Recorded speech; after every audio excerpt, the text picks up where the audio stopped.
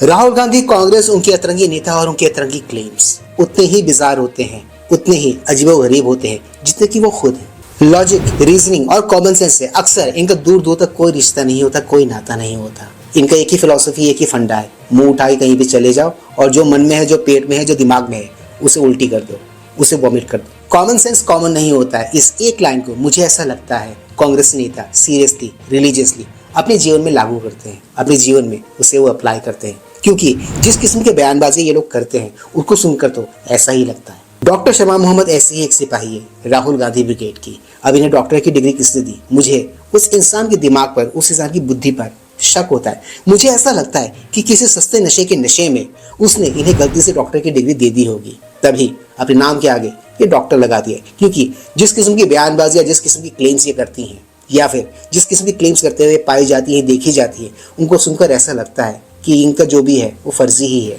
इनके क्लेम्स, इनके स्टेटमेंट्स और इनके बयान अक्सर इतने बिजार होते हैं, इतने अजीबोगरीब होते हैं, जिसे सुनकर एक नॉर्मल से नॉर्मल इंसान सिर्फ इन पर हंस ही सकता है, और इन पे हंसता भी है वो।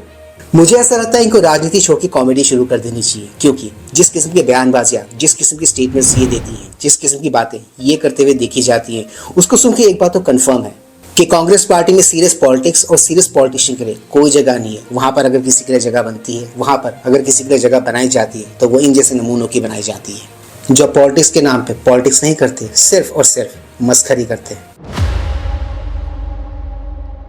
Please like, share, subscribe YouTube channel ताकि हम ऐसे कंटेंट्स बनाते रहें। ऑलराइट दोस्तों, let's go back to the topic then.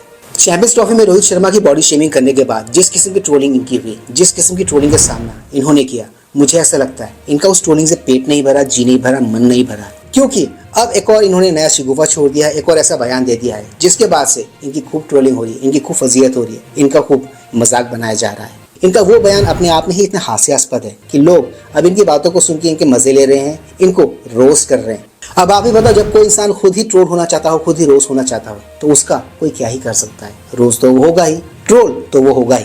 खैर, ये तो ये है, जितनी तेज इनकी जुबान चलती है, जितनी तेज इनकी उंगलियां चलती हैं ट्वीट करने के लिए, कमेंट्स करने के लिए, उतना ही तेज अगर इनके दिमाग भी चलता तो वो एक अलग मैटर होता, वो एक अलग बात होती। इनकी भी गलती नहीं है, क्योंकि जिस पार्टी को ये बिलोंग करती हैं, जिस पार्टी से ये आती हैं, उस पार्टी में एक से बढ़कर एक धुरंधर भरे पड़े हैं। चलिए उसी के एक सैंपल में अभी आपको दिखाता हूँ छोटे से क्लिप में। तो अगर इनकी जलेबी बाकी हिंदुस्तान में जाएगी, बाकी दुनिया में जाएगी, तो शायद उनकी फैक्ट्री में एक दिन 10,000, 20,000, 30,000, 50,000 लोग काम कर सकें।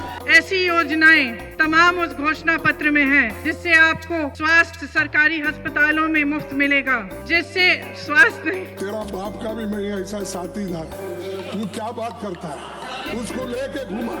चुप चुप चुप। तो देखा और सुना आपने, जिस पार्टी के धुरंधर और दिग्गजों के आईक्यू का ये हाल हो, उस पार्टी की एक आम नेत्री से क्या ही एक्सपेक्ट करना। वो कहते हैं ना, जो जैसा होता है उसको वैसे ही लोग अच्छे लगते हैं, उसको वैसे ही नेता पसंद आते हैं, उनको वैसे ही लोग पसंद आते हैं। कांग्रेस पार्टी की महिला नेत्री कितनी बड़ी फेंकू है, उसी का एक सैंपल मैं आपको देने जा रहा हूँ, जहां इन्होंने एक बहुत ही बिजार सा क्लेम किया है, और वो बिजार सा क्लेम इनका एग्जैक्टली क्या है वही सब कुछ देखेंगे आज के इस ब्लॉग में। आगे मेरे साथ। 3, 2, 1.